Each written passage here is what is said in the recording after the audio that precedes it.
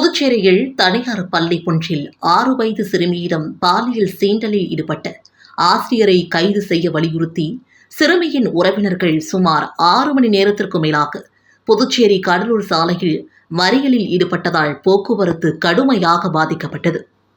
புதுச்சேரி மணவெளி தொகுதிக்குட்பட்ட தவளக்குப்பம் தானம்பாளையம் பகுதியில் பாஜக பிரமுகர் ராமு என்பவருக்கு சொந்தமான தனியார் பள்ளி, அதாவது செயின்ட் ஜோசப் மேல்நிலைப் பள்ளி செயல்பட்டு வருகிறது. இப்பள்ளியில் அறிவியல் ஆசிரியராக பணிபுரிந்து வரும் நோணங்குப்பத்தை சார்ந்த மணிகண்டன் அதே பள்ளியில் 1ஆம் வகுப்பு படிக்கும் 6 வயது சிறுமியிடம் கடந்த 4 மாதங்களாக பாலியல் சீண்டலில் ஈடுபட்டதாக கூறப்படுகிறது. இதனிடையே நேற்று முன்தினம் அந்த சிறுமிக்கு திடீரென உடல்நிலை சரியில்லாமல் வீட்டில் இருந்துள்ளார். இதனை கண்ட அவரது பெற்றோர்கள் அவரை மருத்துவமனைக்கு அழைத்து சென்று பரிசோதித்த போது சிறுமி பாலியல் சீண்டலுக்கு ஆளாகி இருப்பது தெரிய வந்தது. தொடர்ந்து பெற்றோர் சிறுமியிடம் விசாரித்த போது தன்னிடம் ஆசிரியர் ஒருவர் தகாத முறையில் நடந்து கொண்டதாக தெரிவித்துள்ளார். இதனால் ஆத்திரமடைந்த சிறுமியின் பெற்றோர் மற்றும் உறவினர்கள் சம்பந்தப்பட்ட பள்ளியை முற்றுகையிட்டு போராட்டத்தில் ஈடுபட்டு பள்ளியை சூறையாடி ஆசிரியர் மணிகண்டன் மற்றும் பள்ளியின் நிறுவனர் ராமு மீது உடனடியாக வழக்கு பதிவு செய்து கைது செய்ய கோரி புதுச்சேரி கடலூர் சாலையில் மறியலில் ஈடுபட்டனர். இதனால் புதுச்சேரி கடலூர் சாலையில் சுமார் 6 மணி நேரத்திற்கு மேலாக போக்குவரத்து கடுமையாக பாதிக்கப்பட்டது. இதனிடையே சம்பந்தப்பட்ட ஆசிரியர் மணிகண்டனை விசாரணைக்காக பள்ளியிலிருந்து போலீசார் காவல் நிலையம் அழைத்து செல்ல முயன்றபோது ஆசிரியரை பொதுமக்களும் உறவினர்களும் தாக்கியதில் பரபரப்பு ஏற்பட்டது. இந்நிலையில் சம்பவத்திற்கு வந்த தொகுதியின் சட்டமன்ற உறுப்பினரும் சபாநாயகருமான செல்வத்திடம் கடும் வாக்குவாதத்தில் ஈடுபட்டதால் அவர் அங்கிருந்து சென்றார். இதனிடையே சம்பவ இடத்திற்கு விரைந்து வந்த அதிமுக மாநில செயலாளர் அன்பழகன், மாநில துணை செயலாளர் குமுதன், பாமக மாநில அமைப்பாளர் கணபதி உட்பட அரசியல் கட்சியினர் பாதிக்கப்பட்டவர்களுக்கு ஆதரவாக சாலையில் அமர்ந்து போராட்டத்தில் ஈடுபட்டனர். இதனிடையே ஆட்சியர் குலோத்துங்கன், டிஐஜி சத்யசுந்தரம் உள்ளிட்டோர் நேரில் சென்று பேச்சுவார்த்தை நடத்தினர். அப்போது ஆசிரியர் மீது போக்சோ வழக்கு பதிவு செய்யப்பட்டு பள்ளிக்கு சீல் வைக்கப்படும் என்றும் பள்ளி நிர்வாகத்தின் மீதும் வழக்கு பதிவு செய்யப்படும் என்றும் மாவட்ட ஆட்சியர் குலோத்துங்கன் போராட்டக்காரர்களிடம் உறுதியளித்ததை தொடர்ந்து போராட்டம் கைவிடப்பட்டது. புதுச்சேரியில் தவளக்குப்பம் பகுதியில் தனியார் பள்ளி ஒன்றில் 1ஆம் வகுப்பு பயிலும் சிறுமியிடம் பாலியல் சீண்டலில் ஈடுபட்ட ஆசிரியருக்கு சிறுமியின் பெற்றோர் மற்றும் உறவினர்கள் தர்ம அடி கொடுத்து சம்பந்தப்பட்ட பள்ளியின் கண்ணாடி, மேஜை உள்ளிட்ட பொருட்களை உடைத்து பள்ளியை சூறையாடிய நிலையில் ஆசிரியர் மற்றும் பள்ளியின் நிறுவனர் மீது போலீசார் வழக்கு பதிவு செய்ய கோரி சிறுமியின் உறவினர்கள் சுமார் 6 மணி நேரத்திற்கு மேலாக புதுச்சேரி கடலூர் சாலையில் மறியலில் ஈடுபட்டதால் போக்குவரத்து கடுமையாக பாதிக்கப்பட்டது. இதனிடையே ஆசிரியர் மீது போக்சோ வழக்கு பதிவு செய்யப்பட்டு பள்ளிக்கு சீல் வைக்கப்படும் என்றும் மேலும் அந்த பள்ளியில் 15/2/2025 அன்று நடைபெற இருந்த செய்முறை தேர்வுகள் அனைத்தும் ரத்து செய்யப்படுவதாக மாவட்ட ஆட்சியர் குலோத்துங்கன் அறிவித்துள்ளார். இதனிடையே தலைமறைவாக உள்ள பள்ளியின் நிறுவனர் ராமுவை போலீசார் தீவிரமாக தேடி வருகின்றனர். புதுச்சேரி மணவெளி தொகுதிக்குட்பட்ட தவளக்குப்பம் தானம்பாளையம் பகுதியில் பாஜக பிரமுகர் ராமு என்பவருக்கு சொந்தமாக தனியார் பள்ளி, அதாவது செயின்ட் ஜோசப் மேல்நிலைப் பள்ளி செயல்பட்டு வருகிறது.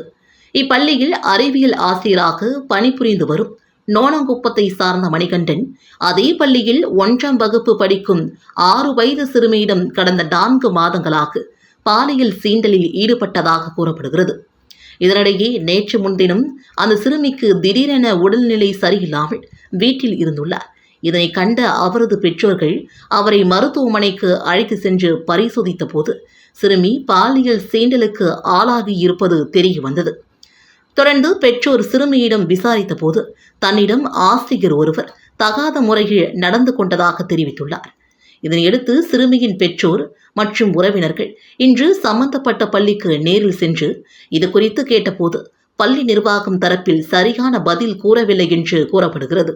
மேலும் பள்ளி நிர்வாக ஆசிரியர் மணிகண்டனுக்கு ஆதரவாக செயல்பட்டு விவகாரத்தை மூடி மறைத்ததாகவும் கூறப்படுகிறது. இதனையடுத்து சிறுமியின் பெற்றோர் இது தொடர்பாக தவளக்குப்பம் காவல் நிலையத்தில் புகார் கொடுத்துள்ளனர். ஆனால் காவல்துறையும் சம்பந்தப்பட்ட ஆசிரியர் மீது வழக்கு பதிவு செய்யாமல் தாமதப்படுத்தியுள்ளதாகவும் கூறப்படுகிறது. இதனால் ஆத்திரமடைந்த சிறுமியின் பெற்றோர் மற்றும் உறவினர்கள் சம்பந்தப்பட்ட பள்ளியை முற்றுகையிட்டு போராட்டத்தில் ஈடுபட்டு பள்ளியை சூறையாடி ஆசிரியர் மணிகண்டன் மற்றும் பள்ளியின் நிறுவனர் ராமு மீது உடனடியாக வழக்கு பதிவு செய்து கைது செய்ய கோரி புதுச்சேரி கடலூர் சாலையில் மறியலில் ஈடுபட்டனர். இதனால் புதுச்சேரி கடலூர் சாலையில் சுமார் 6 மணி நேரத்திற்கு மேலாக போக்குவரத்து கடுமையாக பாதிக்கப்பட்டது. இதனிடையே சம்பந்தப்பட்ட ஆசிரியர் மணிகண்டனை விசாரணைக்காக பள்ளியிலிருந்து போலீசார் காவல் நிலையம் அழைத்து செல்ல முயன்றபோது ஆசிரியரை பொதுமக்களும் உறவினர்களும் தாக்கியதால் பரபரப்பும் ஏற்பட்டது. இந்நிலையில் சம்பவ இடத்திற்கு தொகுதியின் சட்டமன்ற உறுப்பினரும் சபாநாயகருமான செல்வம், மாவட்ட ஆட்சியர் குலோத்துங்கன், டிஐஜி சத்யசுந்தரம் உள்ளிட்டோர் நேரில் சென்று பேச்சுவார்த்தை நடத்தினர். அப்போது ஆசிரியர் மீது போக்சோ வழக்கு பதிவு செய்யப்பட்டு பள்ளிக்கு சீல் வைக்கப்படும் என்றும் பள்ளி நிர்வாகத்தின் மீது வழக்கு பதிவு செய்யப்படும் என்றும் மாவட்ட ஆட்சியர் குலோத்துங்கன் போராட்டக்காரர்களிடம் உறுதியளித்தார். எனினும் பள்ளியின் நிறுவனர் ராமுவை கைது செய்யும் வரை சாலை மறியலை கைவிட மாட்டோம் என்று சிறுமியின் உறவினர்கள் இரவிலும் போராட்டத்தை தொடர்ந்து வருகின்றனர். இதனிடையே சம்பந்தப்பட்ட பள்ளிகள் 15/2/2025 நடைபெறுவதாக இருந்த செய்முறை தேர்வுகள் பிராக்டிக்கல் எக்ஸாம் அனைத்தும் ஒத்திவைக்கப்படுவதாகவும் இதற்கான தேதியும் இடமும் பின்னர் அறிவிக்கப்படும் என்றும் மாவட்ட ஆட்சியர் குலோத்துங்கன் தெரிவித்துள்ளார். புதுச்சேரியில் 3 வாலிபர்கள் வெட்டி படுகொலை செய்யப்பட்ட வழக்கில் பிரபல ரவுடி சத்யா உட்பட 7 பேரை போலீசார் கைது செய்து விசாரணை மேற்கொண்டு வருகின்றனர். புதுச்சேரி ரெயின்போ நகர் 7வது குறுக்கு தெருவில் உள்ள பாழடைந்த வீட்டில் பிரபல தாதா தெஸ்தான் மகன் ரிஷி, திடீர் நகரை சார்ந்த தேவா, ஜே நகரை சார்ந்த ஆதி ஆகிய 3 இளைஞர்கள் மர்ம நபர்களால் வெட்டி படுகொலை செய்யப்பட்டனர். இது தொடர்பாக பெரியகடை போலீசார் வழக்கு பதிவு செய்து தனிப்படை அமைத்து விசாரணை மேற்கொண்டனர். விசாரணையில் டிவி நகரை சார்ந்த பிரபல ரவுடி சத்யா கொலை செய்தது தெரிய வந்தது. விசாரணையில் முன்பகை காரணமாக 3 பேரையும் கடத்தி பாழடைந்த கட்டிடத்தில் அடைத்து வைத்து துன்புறுத்தி கொன்றதாக ரவுடி சத்யா அதிர்ச்சி வாக்குமூலம் அளித்துள்ளார். மேலும் இந்த வழக்கில் வேறு யாரேனுக்கும் தொடர்பு உள்ளதா என்று போலீசார் தீவிர விசாரணை மேற்கொண்டு வருகின்றனர். புதுச்சேரி கொயவர்பாளையம் சுந்தரமேஸ்திரி வீதியை சார்ந்தவர் கோதண்டபாணி, வயது 82. இவர் சமீபத்தில் வீட்டிற்கு கடந்த 12ஆம் தேதி புதிய வாஷிங் மிஷின் ஒன்று வாங்கியிருந்தார். அது பழுதானது. உடனடியாக அவர் வாஷிங் மிஷின் வாங்கிய கடையை தொடர்பு கொண்டு அதனை பழுது நீக்கி தர ஊழியரை அனுப்பி வைக்கும்படி கேட்டுக்கொண்டார். அதன்படி கடையிலிருந்து பழுது நீக்க ஊழியர் அனுப்பி வைக்கப்பட்டார். அந்த ஊழியர் வந்து சென்ற பின் அவரின் வீட்டில் பூஜை அறையிலிருந்த 3 சவரன் வளையல் மாயமாகி இருந்தது. சந்தேகமடைந்த கோதண்டபாணி பழுது நீக்கும் ஊழியரிடம் விசாரித்தார். அவர் நகை எடுக்கவில்லை என்று மறுத்துவிட்டார். இது குறித்து கோதண்டபாணி உருளையன்பேட்டை போலீசில் புகார் அளித்தார். இதன் அடிப்படையில் போலீஸ் இன்ஸ்பெக்டர் கார்த்திகேயன் வழக்கு பதிந்து அந்த ஊழியரை பிடித்து விசாரித்தனர். அவர் முத்தியல்பேட்டை பொன்னியம்மன் கோவில் வீதியை சார்ந்த பிரதீப், வயது 28 என்பதும் நகையை திருடியதையும் ஒப்புக்கொண்டார். இதனையடுத்து அவரை போலீசார் கைது செய்து நகையை பறிமுதல் செய்தனர். புதுச்சேரியிலிருந்து விழுப்புரத்திற்கு உடல் முழுவதும் டேப் ஒட்டி நூதன முறையில் மது பாட்டில்களை கடத்த முயன்றவரை மதுவிலக்கு போலீசார் கைது செய்தனர். விழுப்புரம் மாவட்டம் காவல் கண்காணிப்பாளர் சரவணன் உத்தரவின் பேரில் தனிப்படை போலீசார், உதவி ஆய்வாளர் சண்முகம், சதீஷ் மற்றும் காவலர்கள் விழுப்புரம் பழைய பேருந்து நிலையத்தில் கண்காணிப்பு பணியில் ஈடுபட்டிருந்தனர். அப்போது சந்தேகப்படுபடி நின்றிருந்த நபரை அழைத்து விசாரித்த போது அவர் முன்னுக்கு பின் பதில் அளித்ததால் சந்தேகமடைந்த போலீசார் அவரை சோதனை செய்தனர். அப்போது உடல் முழுவதும் மது பாட்டில்களை டேப் ஒட்டி கடத்த முயன்றது தெரிய வந்தது. மேலும் விசாரணையில் விழுப்புரத்தை சார்ந்த நாகமணி என்பதும் புதுச்சேரியிலிருந்து நூதன முறையில் உடம்பில் மது பாட்டில்களை டேப் ஒட்டி தமிழக பகுதியில் விற்பனை செய்ய முயன்றதும் தெரிய வந்தது. இதனையடுத்து அவரை கைது செய்த போலீசார் அவரிடமிருந்து 120 மது பாட்டில்களை பறிமுதல் செய்து சிறையில் அடைத்தனர்.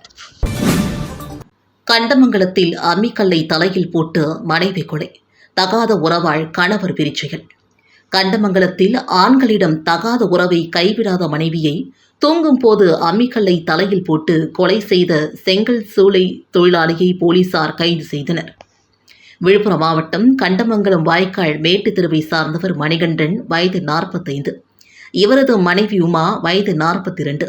இவர்களுக்கு கல்லூரியில் படித்து வரும் மனோ, வயது 23 என்ற மகனும் வினோதினி வயது 21 என்ற மகளும் உள்ளனர். கணவன் மனைவி இருவரும் கடந்த 20 ஆண்டுகளுக்கு மேலாக பல்வேறு இடங்களில் செங்கல் சூளைகளில் கல்லறுக்கும் தொழில் செய்து வந்துள்ளனர். இந்நிலையில் உமா சூளையில் வேலை செய்யும் இடங்களில் ஆண்களிடம் சகஜமாக நெருங்கி பழகி வந்துள்ளார். மனைவியின் நடத்தையில் சந்தேகமடைந்த மணிகண்டன் தகாத உறவை கைவிடுமாறு கண்டித்துள்ளார். இதனால் கணவன் மனைவிக்கு இடையே அடிக்கடி தகராறு நடந்து வந்துள்ளது. சமீப காலமாக கணவன் மனைவி இருவரும் விக்கிரவாண்டி அருகே உள்ள தொரவி கிராமத்தில் சூளையில் வேலை செய்து வந்துள்ளனர். நேற்று முன்தினம் 14ஆம் தேதி காலை வழக்கம் போல இருவரும் தொரவிக்கு வேலைக்கு சென்றுவிட்டு மாலை வீடு திரும்பியுள்ளனர். இரவு 8:30 மணிக்கு கணவன் மனைவிக்கிடையே மீண்டும் தகராறு ஏற்பட்டுள்ளது. அப்போது மணிகண்டன் மனைவி உமா ஆண்களிடம் வைத்துள்ள தகாத உறவு குறித்து தரைக்குறைவாக பேசி மனைவியை அடித்து உதைத்து கொலை மிரட்டல் விடுத்திருக்கிறார். அக்கம் பக்கம் உள்ளவர்கள் கணவன் மனைவி இருவரையும் சமாதானம் செய்துள்ளனர். இந்நிலையில் இரவு 10 மணிக்கு உமா மற்றும் மகள் ஆகிய மூவரும் சாப்பிட்டு முடித்து தூங்கியுள்ளனர். மனைவியின் நடத்தையால் ஏற்பட்ட மன உளைச்சலால் தூங்காமல் கண் வீழ்த்திருந்த மணிகண்டன் இரவு 11 மணிக்கு வீட்டில் தூங்கிக் கொண்டிருந்த மனைவியின் தலையில் அம்மிக்கல்லால் தாக்கியுள்ளார். இதில் மண்டை உடைந்த உமா படுக்கிலேயே இரத்த வெள்ளத்தில் பரிதாபமாக இருந்தார். இந்நிலையில் இரவு 11:30 மணிக்கு மணிகண்டன் கண்டமங்கலம் காவல் நிலையத்தில் சரணடைந்து மனைவியை அம்மிக்கல்லை போட்டு கொலை செய்துவிட்டேன் என்று தெரிவித்துள்ளார். இதில் inspector Suresh Babu, sub inspector Vijayakumar மற்றும் போலீசார் சம்பவ இடத்திற்கு நேரில் சென்று உமாவின் உடலை மீட்டு முண்டியம்பாக்கம் அரசு மருத்துவக் கல்லூரி மருத்துவமனைக்கு அனுப்பி வைத்து வழக்கு பதிவு செய்து விசாரணை மேற்கொண்டு வருகின்றனர். விக்கிரவாண்டி டிஎஸ்பி நந்தகுமார் சம்பவ இடத்திற்கு நேரில் சென்று விசாரணை நடத்தினார். நடத்தையில் ஏற்பட்ட சந்தேகத்தால் மனைவியின் தலையில் அம்மிக்கல்லை போட்டு கொலை செய்த சம்பவம் கண்டமங்கலம் பகுதியில் பரபரப்பை ஏற்படுத்தியுள்ளது. புதுச்சேரி அருகே மருந்து வாங்கிக் கொண்டு சாலையை கடந்த பெண் மீது அரசு பேருந்து மோதியதில் சம்பவ இடத்திலேயே அப்பெண் உயிரிழந்த சம்பவம் அப்பகுதியில் சோகத்தை ஏற்படுத்தியுள்ளது. புதுச்சேரி அருகே விழுப்புரம் மாவட்ட ஆட்சியர் அலுவலகம் எதிரில் உள்ள சாலையில் கீழ்பெரும்பாக்கம் ஏரிக்கரை பகுதியை சார்ந்த காசிநாதன் மனைவி சுசீலா வயது 60 என்பவர் மெடிக்கலில் மருந்து வாங்கிக் கொண்டு சாலையை கடக்க முயன்றார். அப்போது புதுச்சேரியிலிருந்து விழுப்புரம் நோக்கி வந்த அரசு பேருந்து மோதியதில் பெண் சம்பவ இடத்தில் பலியானார். உடனடியாக அங்கு பணியில் இருந்த போக்குவரத்து போலீசார் சம்பவ இடத்திற்கு நேரில் சென்று பெண்ணின் உடலை மீட்டு முண்டியம்பாக்கம் அரசு மருத்துவக் கல்லூரி மருத்துவமனைக்கு அனுப்பி வைத்தனர். விபத்து குறித்து விழுப்புரம் மேற்கு காவல் நிலைய போலீசார் வழக்கு பதிவு செய்து விசாரணையை மேற்கொண்டு வருகின்றனர். புதுச்சேரி பெரம்பை பகுதியில் உள்ள பழைய பிளாஸ்டிக் குடோனில் நண்பகலில் ஏற்பட்ட திடீர் தீ விபத்தால் அனைத்து பிளாஸ்டிக் பொருட்களும் எரிந்து நாசமானது. புதுச்சேரி வில்லியனூர் அருகே உள்ள பெரம்பை பகுதியில் செயல்பட்டு வருகின்றது பழைய பிளாஸ்டிக் குடோன். இந்த குடோனில் இன்று நண்பகல் திடீரென தீப்பற்றி மலமளவென தீயானது குடோன் முழுவதும் பரவியதால் தீ மற்றும் குறும்புகை வானளவு பரவியது. இதனையடுத்து வில்லியனூர் தீயணைப்பு வீரர்கள் உடனடியாக சென்று 1 மணி நேரம் போராடி தீயை அணைத்தனர். தீ விபத்து காரணமாக அனைத்து பழைய பிளாஸ்டிக் பொருட்களும் எரிந்து நாசமானது. தீ விபத்து குறித்து வில்லியனூர் போலீசார் விசாரணை மேற்கொண்டு வருகின்றனர். புதுச்சேரியில் நேற்று 3 இளைஞர்கள் வெட்டி படுகொலை செய்யப்பட்ட நிலையில் முத்தியல்பேட்டை காவல் நிலைய எல்லைக்குட்பட்ட பகுதிகளில் உள்ள ரவுடிகளுக்கு இன்ஸ்பெக்டர் தனசேகர் எச்சரிக்கை விடுத்துள்ளார். புதுச்சேரி ரெயின்போ நகர் பகுதியில் நேற்று பிரபல தாதா தெஸ்தான் மகன் ரிஷி, திடீர் நகரை சார்ந்த தேவா, ஜே நகரை சார்ந்த ஆதி ஆகிய 3 இளைஞர்கள் மர்ம கும்பலால் வெட்டி படுகொலை செய்யப்பட்ட சம்பவம் புதுவை மக்களிடையே அதிர்ச்சியை ஏற்படுத்தியுள்ளது. இந்த நிலையில் முத்தியல்பேட்டை காவல் நிலைய எல்லைக்குட்பட்ட பகுதிகளில் உள்ள குற்றவாளிகள் மற்றும் ரவுடிகளிடம் இன்ஸ்பெக்டர் தனசேகர் விசாரணை மேற்கொண்டார். மேலும் மாமூல் வாங்குவது, கட்ட பஞ்சாயத்தில் ஈடுபடுவது உட்பட பல்வேறு குற்ற செயல்களில் ஈடுபட்டால் கடும் நடவடிக்கை எடுக்கப்படும் என்றும் ரவுடிகளுக்கு இன்ஸ்பெக்டர் தனசேகர் எச்சரிக்கை விடுத்தார். அப்போது சப் இன்ஸ்பெக்டர் சிவபிரகாசம் உட்பட காவலர்கள் உடனிருந்தனர். புதுச்சேரியில் தனியார் பள்ளி ஆசிரியரால் பாலியல் சீண்டலுக்கு உள்ளான சிறுமிக்கு நியாயம் கேட்டு இன்று மீனவர்கள் மீன்பிடிக்க செல்லாமல் தங்களது எதிர்ப்பினை பதிவு செய்துள்ளனர். புதுச்சேரி மணவெளி தொகுதிக்குட்பட்ட தானம்பாளையத்தில் செயல்பட்டு வந்த தனியார் பள்ளியில் 1ஆம் வகுப்பு பயிலும் 6 வயது சிறுமி அதே பள்ளியில் பணியாற்றி வந்த ஆசிரியர் மணிகண்டனால் பாலியல் சீண்டலுக்கு ஆளாக்கப்பட்டார். சிறுமியிடம் பாலியல் சீண்டலில் ஈடுபட்ட ஆசிரியர் மணிகண்டன் மற்றும் பள்ளி நிர்வாகத்தின் மீது நடவடிக்கை எடுக்க கோரி சிறுமியின் உறவினர்கள் மற்றும் பொதுமக்கள் சம்பந்தப்பட்ட பள்ளியை சூறையாடி நேற்று மாலை நள்ளிரவு வரை சுமார் 6 மணி நேரத்திற்கு மேலாக புதுச்சேரி கடலூர் சாலையில் மறியலில் ஈடுபட்டனர். இதனைத் தொடர்ந்து மாவட்ட ஆட்சியர் குலோத்துங்கன் உத்தரவின் பேரில் சம்பந்தப்பட்ட ஆசிரியர் மீது போக்சோ வழக்கு பதிவு செய்ய போலீசார் சம்பந்தப்பட்ட பள்ளிக்கு சீல் வைத்து தொடர் விசாரணையில் ஈடுபட்டு வருகின்றனர். இந்நிலையில் பாதிக்கப்பட்ட சிறுமிக்கு நியாயம் கேட்டு ஆசிரியர் மற்றும் பள்ளி நிர்வாகத்தை கண்டித்தும் நலவாடு, மூர்த்திக்குப்பம், புதுக்குப்பம் உள்ளிட்ட மீனவ கிராமத்தை சார்ந்த மீனவர்கள் இன்று மீன்பிடிக்க செல்லாமல் தங்களது எதிர்ப்பினை தெரிவித்துள்ளனர். மேலும் பாதிக்கப்பட்ட சிறுமிக்கு உரிய நீதி கிடைக்காவிட்டால் மாநிலம் முழுவதும் மீனவர்களை திரட்டி மிகப்பெரிய அளவில் போராட்டம் நடத்தப்படும் என்றும் மீனவர்கள் எச்சரித்துள்ளனர். புதுச்சேரியில் பாலியல் துன்புறுத்தலுக்கு ஆளான சிறுமியின் குடும்பத்திற்கு ரூபாய் 25 லட்சம் நிவாரணம் வழங்க வேண்டும் என்று அதிமுக மாநில செயலாளர் அன்பழகன் வலியுறுத்தியுள்ளார்.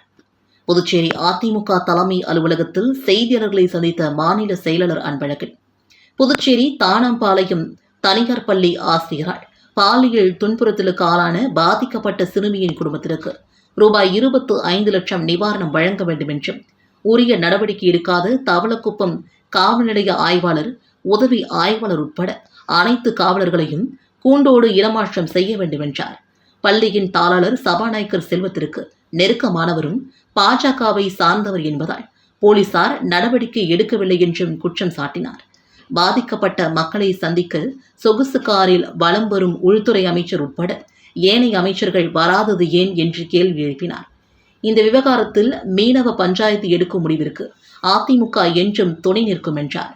புதுச்சேரி மாநிலத்தில் சட்டம் ஒழுங்கு முழுமையாக சீர்குலைந்துள்ளது என்றும், குற்றவாளிகள் ரவுடிகளுடன் குற்றப்பிரிவு போலீசார் தொடர்பில் இருப்பதால் சட்டம் ஒழுங்கு சீர்குலைவை ஏற்படுவதாக தெரிவித்தார். அனைத்திந்திய இளைஞர் பெருமன்றம் மற்றும் அனைத்திந்திய மாணவர் பெருமன்றம் மாநில குழு சார்பாக 15/2/2025 சனிக்கிழமை மாலை 6 மணி அளவில் காமராஜர் சாலை ராஜா தியேட்டர் சிக்னல் அருகில் நேற்றைய தினம் புதுச்சேரி தவளக்குப்பம் செயின்ட் ஜோசப் பள்ளியில் 1ஆம் வகுப்பு படிக்கும் சிறுமி மீது பாலியல் தொல்லை கொடுத்த ஆசிரியரை போக்சோ சட்டத்தின் கீழ் கைது செய்து கடுமையான தண்டனை வழங்கிடக் கோரியும், புகார் அளிக்க சென்ற மாணவியின் பெற்றோர்களை தாக்கிய காவல்துறையை கண்டித்தும், பள்ளி கல்லூரிகளில் தொடர்ந்து நடைபெறும் பாலியல் தொல்லைகளை தடுக்க தவறிய புதுச்சேரி காவல்துறையை கண்டித்தும், புதுச்சேரி கல்வித்துறையை கண்டித்தும், மாநிலத்தில் மது, கலாச்சாரம், கஞ்சா போன்ற போதைப் பொருட்கள் தங்கு தடையின்றி கிடைக்கின்ற காரணத்தினால் இதுபோன்ற குற்ற செயல்கள் தொடர்ந்து நடைபெற்று கொண்டிருக்கிறது.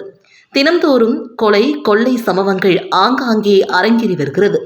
சட்டம் ஒழுங்கு சீர்கெட்டு கிடப்பதை கைகட்டி வேடிக்கை பார்த்து கொண்டிருக்கும் காவல்துறை மற்றும் கல்வித்துறை அமைச்சர் நமச்சிவாயம் ராஜினாமா செய்ய வலியுறுத்தியும், இதுபோல சம்பவங்கள் எதிர்காலத்தில் நடைபெறாத வண்ணம் அனைத்து பள்ளி கல்லூரிகளில் பாலியல் தொல்லை சம்பந்தமான கண்டறியும் குழு அமைத்து கண்காணிக்க வேண்டும் என்கின்ற கோரிக்கையை முன்வைத்து கண்டன ஆர்ப்பாட்டம் நடைபெற்றது. இந்த ஆர்ப்பாட்டத்தில் அனைத்திந்திய இளைஞர் பெருமன்றம் மாநில தலைவர் முருகன், அனைத்திந்திய மாணவர் பெருமன்றம் மாநில தலைவர் உதயராஜ் ஆகியோர் தலைமை தாங்கினர். இந்திய கம்யூனிஸ்ட் கட்சி மாநில நிர்வாக குழு உறுப்பினர் அந்தோணி, அனைத்திந்திய இளைஞர் பெருமன்றம் புதுச்சேரி மாநில செயலாளர் எழிலன் மற்றும் அனைத்திந்திய மாணவர் பெருமன்றம் மாநில செயலாளர் முரளி ஆகியோர் கண்டன உரையாற்றினர்.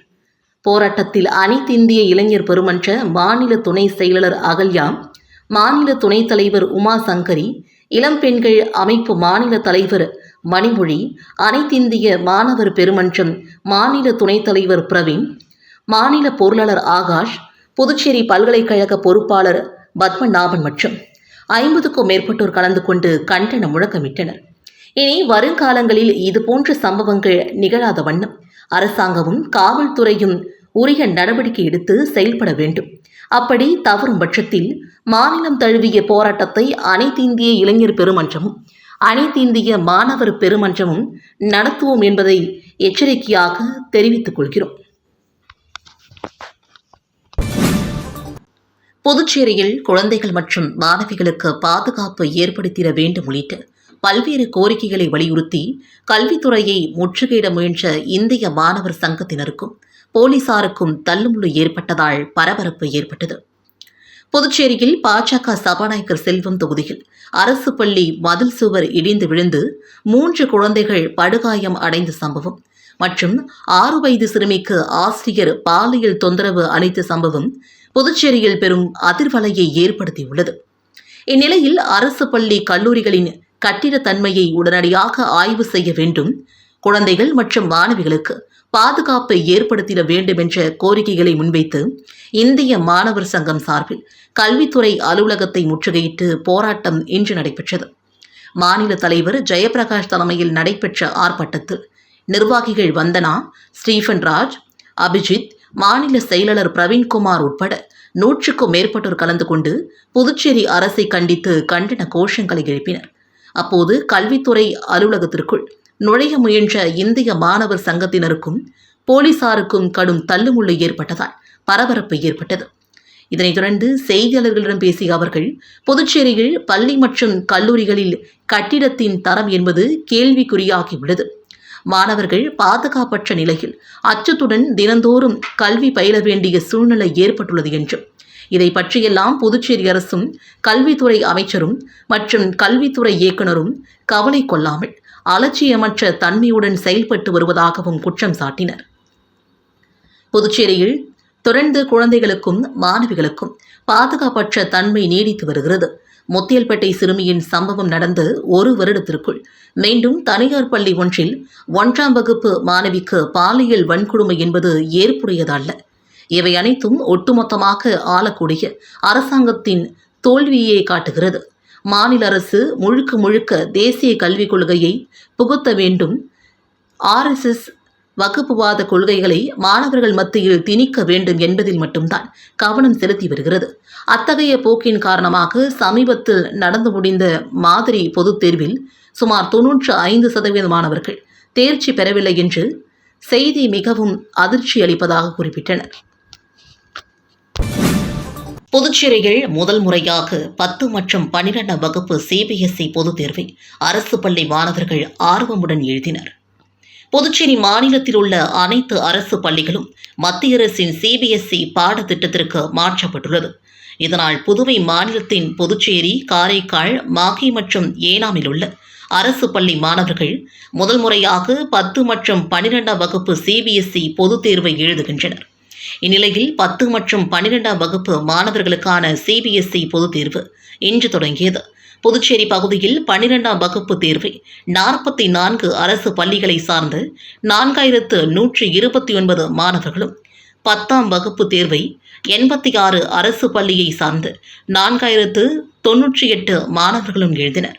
காரைக்கால் பகுதியில் 12ஆம் வகுப்பு தேர்வை 11 அரசு பள்ளிகளை சார்ந்து 1203 மாணவர்களும், 10ஆம் வகுப்பு தேர்வை 25 அரசு பள்ளிகளை சார்ந்து 181 மாணவர்களும் எழுதினர். மாஹே பகுதியில் 12ஆம் வகுப்பு தேர்வை 4 அரசு பள்ளிகளை சார்ந்து 385 மாணவர்களும், 10ஆம் வகுப்பு தேர்வை 326 மாணவர்களும் எழுதினர். ஏனாம் பகுதியில் 12ஆம் வகுப்பு தேர்வினை ஒரு அரசு பள்ளியை சார்ந்த 46 பள்ளி மாணவர்களும், 10ஆம் வகுப்பு தேர்வினை 8 அரசு பள்ளியை சார்ந்த 285 மாணவர்களும் தேர்வு எழுதுகின்றனர். மொத்தமாக 10ஆம் வகுப்பு தேர்வை 125 பள்ளிகளை சார்ந்த 5890 மாணவர்களும், 12ஆம் வகுப்பு தேர்வை 60 அரசு பள்ளிகளை சார்ந்து 5763 மாணவர்களும் எழுதினர். இதற்காக புதுச்சேரியில் 21, காரைக்காலில் 10, மாஹேயில் 3, ஏனாமில் 2 தேர்வு மையங்கள் என மொத்தமாக 36 தேர்வு மையங்களில் மாணவர்கள் தேர்வு எழுதினர். ஒவ்வொரு தேர்வு மையத்திற்கும் பாதுகாப்பு ஏற்பாடு மற்றும் தேர்வின் போது தடையின்றி மின்சார சேவை ஆகியன ஏற்பாடு செய்யப்பட்டன. தேர்வர்கள் எவரும் அலைபேசி மற்றும் எந்த ஒரு தகவல் தொடர்பு சாதனங்களையும் எடுத்து வர தடை செய்யப்பட்டது. ஹால் டிக்கெட் எடுத்து வராத மாணவர்கள் தேர்வு எழுத அனுமதிக்கப்படவில்லை. இதனால் அந்த மாணவர்களின் பெற்றோர் வீட்டிற்கு சென்று ஹால் டிக்கெட் எடுத்து வந்த பிறகே அனுமதிக்கப்பட்டனர். மாணவர்களிடம் எலக்ட்ரானிக் கருவிகள் ஏதும் உள்ளதா என்று சோதனையும் நடைபெற்றது. இந்திரா நகர் தொகுதி பொறுப்பாளர் தலைமை செயற்குழு உறுப்பினர் காந்தி பிறந்தநாள் விழாவை முன்னிட்டு எதிர்க்கட்சித் தலைவர் சிவா நேரில் சந்தித்து பிறந்தநாள் வாழ்த்து தெரிவித்தார். புதுச்சேரி மாநிலம் இந்திரா நகர் தொகுதி பொறுப்பாளர் தலைமை செயற்குழு உறுப்பினர் காந்தி பிறந்தநாள் விழாவை திருவண்டார் கோவில் பகுதியில் உள்ள தனது இல்லத்தில் வெகு விமர்சையாக கொண்டாடினார். பிறந்தநாள் விழாவில் சட்டமன்ற எதிர்க்கட்சித் தலைவர் சிவா கலந்து கொண்டு காந்திக்கு பொன்னாடை அணிவித்து பழக்கூடை வழங்கி பிறந்தநாள் வாழ்த்துக்களை தெரிவித்தார். இந்த நிகழ்ச்சியில் மாநில கழக நிர்வாகிகள், முன்னாள் சட்டமன்ற உறுப்பினர்கள், தலைமை செயற்குழு மற்றும் பொதுக்குழு உறுப்பினர்கள், தொகுதியின் கழக செயலாளர்கள் மற்றும் நிர்வாகிகள், கிளை கழக நிர்வாகிகள், அனைத்து அணிகளின் நிர்வாகிகள் உட்பட திரளானோர் கலந்து கொண்டு பிறந்தநாள் விழா காணும் தலைமை செயற்குழு உறுப்பினர் காந்திக்கு பொன்னாடை போர்த்தி பிறந்தநாள் வாழ்த்துக்களை தெரிவித்தனர். பிறந்தநாள் விழாவினை முன்னிட்டு ஆலயத்தில் சிறப்பு அபிஷேக ஆராதனை நடைபெற்றது. மேலும் பிறந்தநாள் விழாவை முன்னிட்டு அவரது ஆதரவாளர்கள் தொகுதியின் பல்வேறு இடங்களில் அன்னதானம் மற்றும் நலத்திட்ட உதவிகளை வழங்கினர். நிகழ்ச்சிக்கான ஏற்பாட்டினை தலைமை செயற்குழு உறுப்பினர் காந்தியின் ஆதரவாளர்கள் வெகு சிறப்பான முறையில் செய்திருந்தனர். காரைக்கால் மீனவர்கள் மீது அத்துமீறி துப்பாக்கி சூடு நடத்திய இலங்கை கடற்படையை கண்டித்து காரைக்காலில் 500க்கும் மேற்பட்ட விசை படகுகளில் கருப்பு கொடி கட்டி மீனவர்கள் அரசிற்கு தங்களின் எதிர்ப்பை தெரிவித்தனர். புதுச்சேரி மாநிலம் காரைக்கால் மீனவர்கள் மீது அத்துமீறி இலங்கை கடற்படையினர் துப்பாக்கி சூடு நடத்திய சம்பவத்தை கண்டித்தும், துப்பாக்கி சூட்டில் காயம்பட்டு இலங்கை மருத்துவமனையில் சிகிச்சை பெற்று வரும் 3 மீனவர்களை விடுவிக்க வலியுறுத்தியும், மேலும் எல்லை தாண்டி மீன் பிடித்ததாக கூறி இலங்கை அரசால் 40 லட்சம் அபராதம் மற்றும் 9 மாதம் சிறை தண்டனை விதித்து இலங்கை சிறையில் உள்ள படகு ஓட்டுநரை விடுதலை செய்ய நடவடிக்கை எடுக்காத மத்திய மற்றும் புதுச்சேரி மாநில அரசுகளை கண்டித்தும் மீனவர்கள் இன்று 5வது நாளாக வேலைநிறுத்த போராட்டத்தில் ஈடுபட்டு வரும் நிலையில் காரைக்கால் மாவட்ட மீனவர்கள் மீன்பிடி துறைமுகத்தில் நிறுத்தி வைக்கப்பட்டுள்ள 500க்கும் மேற்பட்ட படகுகளில் இருந்து தேசிய கொடியை அகற்றி கருப்பு கொடி கட்டி மீன்பிடி துறைமுகத்தில் மீனவர்கள் கண்டன ஆர்ப்பாட்டத்தில் ஈடுபட்டனர். மேலும் தங்களது போராட்டங்களுக்கு அரசு நடவடிக்கை எடுக்கவில்லை என்றால் 2 நாட்களில் ரயில் மறியல் மற்றும் சாலை மறியல் போராட்டத்தில் ஈடுபட உள்ளதாக மீனவர்கள் மற்றும் மாநில அரசுகளுக்கு எச்சரிக்கை விடுத்திருக்கின்றனர். உளவாய்க்காலில் உள்ள சௌந்தர்யா கார்டன் மற்றும் வெற்றிவேல் நகர் ஆகிய பகுதிகளுக்கு சாலை அமைப்பதற்கான பூமி பூஜையினை அமைச்சர் சாய்ஜி சரவணகுமார் தொடங்கி வைத்தார். ஊசுடு தொகுதிக்குட்பட்ட உளவாய்க்காலில் உள்ள சௌந்தர்யா கார்டன் மற்றும் வெற்றிவேல் நகரில் வசிக்கும் மக்கள் தங்கள் பகுதிக்கு சாலை அமைத்து தர வேண்டும் என்று தொகுதியின் சட்டமன்ற உறுப்பினரும் ஆதி திராவிடர் நலத்துறை அமைச்சருமான சரவணகுமாரிடம் கோரிக்கை விடுத்தனர். இதனைத் தொடர்ந்து அமைச்சர் சரவணகுமார் வில்லியனூர் கொம்யூன் பஞ்சாயத்து மூலமாக ரூபாய் 43,93,000 மதிப்பீட்டில் சௌந்தர்யா கார்டன் பகுதிக்கு ரூபாய் 15,84,000 மதிப்பீட்டிலும் வெற்றிவேல் நகர் பகுதிக்கு WBM சாலை அமைப்பதற்கான அரசாணை பெற்று இன்று அப்பணிக்கான பூமி பூஜை நிகழ்ச்சி அமைச்சர் சரவணகுமார் கலந்து கொண்டு பணியினை தொடங்கி வைத்தார்.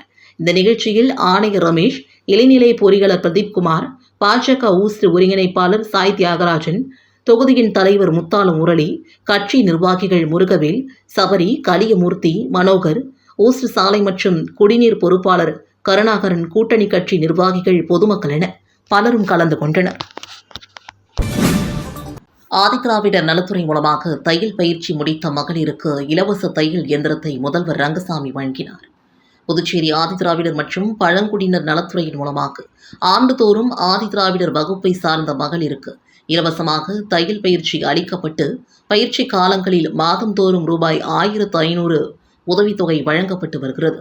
அதன்படி கடந்த 2023-2024 ஆண்டு தையல் பயிற்சி முடித்த 33 மகளிருக்கு இலவச தையல் இயந்திரம் மற்றும் சான்றிதழ்களை முதல்வர் ரங்கசாமி சட்டசபை வளாகத்தில் வழங்கினார்.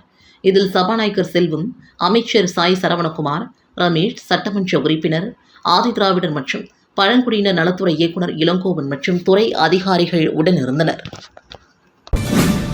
தமிழ்நாடு தௌஹீத் ஜமாத் சார்பில் நடைபெற்ற இரத்த தான முகாமில் 50க்கும் மேற்பட்டோர் கலந்து கொண்டு இரத்த தானம் செய்தனர்.